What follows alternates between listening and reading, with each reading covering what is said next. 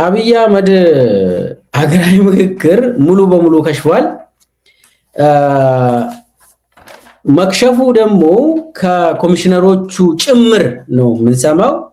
በጣም ሙሉ በሙሉ ከሽፏል። እንዳውም እንግዲህ አሁን 40 ቀን ሞልቶታል ከጀመሩት። ኦፊሻሊ 34 ቀን ነው። ነገር ግን አንድ ሳምንት ቀደም ብሎ ስለገቡና የአብይ ስራዎች ምናምን ኮሪደር ልማት ምናምን እያዩ ወደ 7 ቀን 5 ቀን 7 ቀን አካባቢ አዲስ አበባ ውስጥ ጉብኝት ላይ ነበሩ። ከዛ በአጠቃላይ 40 ቀን ነው እዛው ቆዩት። ግን እዚህ ግባ የሚባል ነገር አልተሰራም። መጨረሻ ላይ ደግሞ ከሽፎ ቶሎ እንዲበተኑ ትዕዛዝ ተላለፈ በአብይ አህመድ። ለምንድን ነው ይሄ ነገር የሆነው የሚለውን ማየት አለብን። አንደኛ በአጠቃላይ አብይ ያሰበው ቸብ አድርጎ የሆነ ነገር አስመስለው ድግስ አድርጎ ፕሬዝዳንት ሁኛለው በቃ ከዚህ በኋላ የኢትዮጵያ ፕሬዝዳንት ሆኖ የሚፈልገው ውሳኔ ወስነው ለመሄድ ነበር ያሰበው። አልሆነለትም። አብይ ትንሽ ለማጋጨት የሞከረው ፊቱ ላይ ፈነዳ። እሱ የሰበሰበው ካድሬ ሁሉ ጦር ሜዳ ነው የሆነው። አገራዊ ምክክር ሆኖ አብይ አህመድ እንደዛ ብሎ የሰበሰባቸው ካድሬዎች የጦርነት ዝግጅት ነው ያደረጉት። የጦርነት ዝግጅት። አብይ እንደዛ ብሎ አላሰበም። ማኔጅ ያደርጋለሁ ብሎ ነው ያሰበው አብይ። እና ከሁሉም አካባቢ ሰብሰብ አድርጎ ያመጣቸው ካድሬዎች 4000 ካድሬዎችን ማኔጅ ማለት ሁሉም ሎያል የሆኑ ሰዎች ናቸው የገቡት። ኢዜማም ጭምር አብን የሚባለው ድርጅትም ጭምር የአብይ ካድሬዎች ናቸው የገቡት። ሌላው ደግሞ ታውቃላችሁ ብዬ ነው እንዳለ ከወረዳ እስከ ምናምን ከሚኒስቴር ደረጃ እስከ ብርሃኑ ጸጋዬ ኃላፊዎቹ እዛ የገቡት ካድሬዎች ናቸው።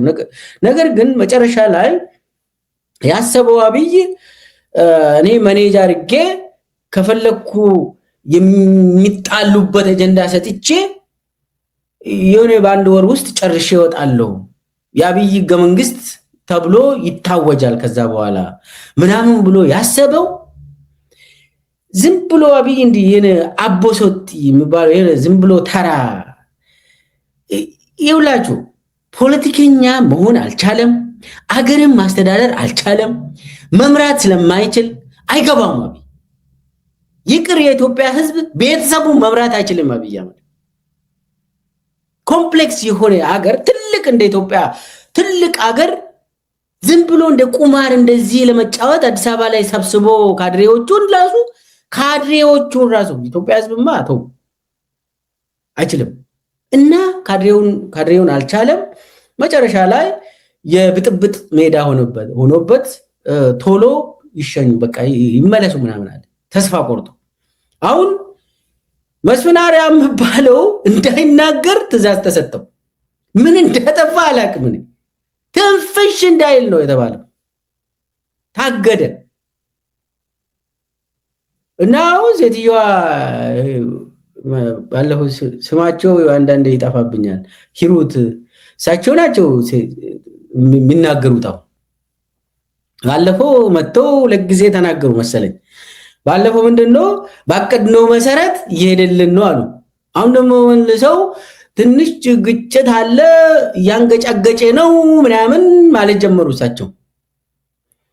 የሆነ ጊዜ መሐሙድ ድሪር የሚባል አፈቀላጤ ወጥቶ ትንሽ መታ ማድረግ ጀምሮ ነበር። ይሄ መሐሙድ ድሪር ካድሬ ነው፣ የኢህአዴግ ካድሬ፣ ደንበኛ ካድሬ። እሱንም ትንሽ አልተመቸውም መሰለኝ አብይ። እሱንም ትንሽ ረፍ አለው። መስፍን አርአያ ምን እንዳጠፋ አላውቅም። ጀነራል መስፍን አርአያ ማለት ነው ወታደራዊ ልብስ አልለበስም እንጂ ያው አብይ ለማንገስ ነበር ስራቸው። አሁን እሳቸውም እንዳይናገሩ ተደረገ። አሁን ወይዘሮ ሂሩት እንደው አሁን አጠቃላይ እንትኑን መጥቶ 3 ደቂቃ ተናግሮ ይሄዳሉ። መጥቶ ትንሽ ነገር ጣብ አድርጎ ሌላ ጊዜ እንገናኝ በቃ ምናምን ብሎ ይጠፋሉ። እና እንትናቸው እሳቸው የተናገሩት ትንሽ እናዳምጥ። ምን ዋላችሁ? እንግዲህ ሀገራዊ ምክክር ኮሚሽን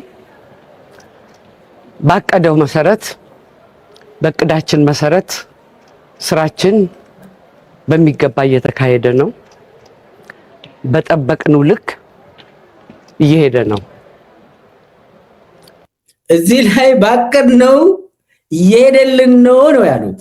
አንድ ቀን ቀደም ብሎ ከዛ ደግሞ ተሰሞኑን ደግሞ መጥተው ምንድነው ያሉት? አለ ቪዲዮ ሩት ምክር ሀሳቦች ጉባኤው የተስማማባቸው ጉዳዮች ናቸው። በየትም ዓለም የሚደረጉ ሀገራዊ ምክክሮች በመቶ በመቶ በሁሉ ጉዳይ ላይ ይስማማሉ አይባልም።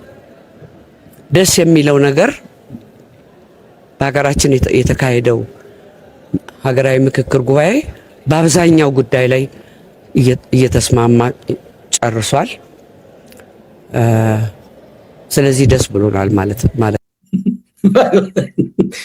የምናገሩት እኮ ከአንድ አረፍተ ነገሩ ግማሹ ሌላ ግማሹ ሌላ ነው እና አሁን ደስ ብሎናል ነው ያሉት። በቃ መጨረሻ ላይ አብዛኛው ላይ ባንግባባም ደስ ብሎናል ምናምን ያስፈልጋል። በእውነት በጣም ደስ ብሎናል።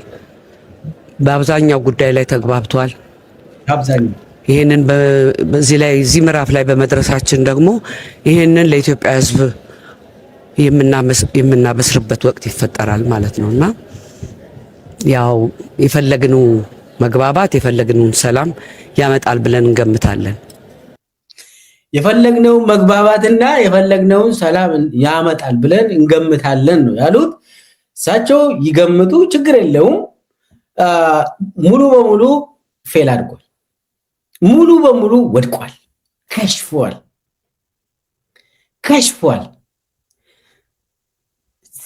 ከጅምሩ ኦልሞስት ያው ብለናል እኛ ከጅምሩ የከሸፈ መሆኑን የዛሬ 4 ዓመት ሲመሰረት ኮሚሽኑ እንደወደቀ ይታወቃል። አሁን ሙሉ በሙሉ ብጥብጥ ተደርጎ ጦር ሜዳ ተደርጎ እዛው ኮሚሽነሮቹ ራሳቸው ተባልተው አዋያዮቹ ተባልተው ቃል ጉባኤ ያዦቹ እዛ በጥፊ ምናምን ኦልሞስት እኮ አልተደባደቡም እንጂ የሆነው እኮ እኔ የሰማሁት ቃል ጉባኤ ያዦቹ እንትን ይሄ ፓነልስ ኦፍ ኤክስፐርቲዝ የሚባሉ ሆቴል እየቀራየሩ ነበር የሚያድሩት። እርስ በርስ ተፈራሩ። እርስ በርስ የሚገርም ነገር አብዛኞቹ ይሄ ቃል ጉባኤ የሚይዙ ይሄ እንትን ቡድኖቹ የቡድን መሪ ተብሎ የተመደቡት እርስ በርስ መፈላለግ ጀመሩ። ማለት በጣም ቫይለንስ ለምክክር ብለው ሰው ጦርነት አደረገ። የታሰሩ አሉ ብያለሁ። የሚሳተፉ ተሳታፊዎች የጉባኤ ተሳታፊዎች የታሰሩ አሉ። እንግዲህ ለጉባኤ የሄደው የታሰረ ዜጋ አለ። ከቁጥጥር ውጪ ነው የወጣ። ያ ሲሆን ቶሎ ይበተን ነው የተባለው። አብይ ውሳኔው ቶሎ ጨርሱና ወደ የመጡበት ይመለሱ። 40 ቀን 34 ቀን ምናምን ክሳራ ነው የተባለው። ክሳራ፣ የአገር ክሳራ፣ ስንት ቢሊዮን ገንዘብ የፈሰሰበት ጉባኤ ተብሎ የተጠራው ዋጋ ብስ እንደሆነ ገብቷቸው ቶሎ እንዲበተን ነው የተደረገው። አሁን ሰሞኑ ከነገ ወዲያ ኦልሞስት ቶሎ ጨርሳችሁ ምናምን ምንም ነገር እኮ እስካሁን ድረስ እኮ ድምፅ ይሰጣል የተባለ ድምፅ አይሰጥም፣ አልተሰጠም። ምንም ነገር የተወሰነ ነገር የለም። አንድ አጀንዳ ላይ ውሳኔ የተደረሰበት አንድች ነገር የለም። 8ቱ አጀንዳዎች ለየ8 ቡድን ተሰጠ። 8 ቡድኖቹ የየራሳቸውን አጀንዳዎች ምናምን ጨርሱና አምጡ ተባለ። ሌላ የተወሰኑ አጀንዳዎች ስለ ኮራፕሽን ምናምን የውሸት ስለሆነ ቶሎ ነው የጨረሱት። ኮራፕሽን ምናምን እናቆማለን ምናምን የሚባለው አብይ አህመድ አሁን ኮራፕሽን ያቆማል በህገ መንግስት ላይ በማስገባት ኧረ አስተራሩስ ምንድን ነው? እሱን ቶሎ ጨረሱ። ሌላ ሰላም ምናምን የሚባለው እንትን የሃይማኖትና የሰላም አጀንዳ ምናምን የተባለው ትንሽ ቀን ነው። ለምን ሰላም እንደማይመጣ ስለሚታወቅ የሆነ ነገር ለብ ውይይት አደረጉ፣ ጨርሰናል አሉ። ለምን ጦርነት ውስጥ ስለሚኖሩ ሰላም የአብይ ህገ መንግስት ላይ የሚቀመጠው ሰላም ጉዳይ ዋጋ ቢስ እንደሆነ እነሱ ጨረሱ። ዋናው አብይ ያተኮረበት አተርፋለሁ ብሎ የሄደበት አብይ የአዲስ አበባ ጉዳይ ነበር። አዲስ አበባው ጉዳይ አብይ ፊት ላይ ፈነዳ። አብይ ያሰበው ሌላ ነው። ተመልሶ አብይን ለበለበው። አብይ የፈለገው ታች ህዝቡ እርስ በርስ እንዲጋጭ ነበር። በዚህ ሰዓት የኢትዮጵያ ህዝብ ጥያቄ ምንድን ነው? አብይ ሂድልን ነው። ምንም ሌላ ነገር አይደለም።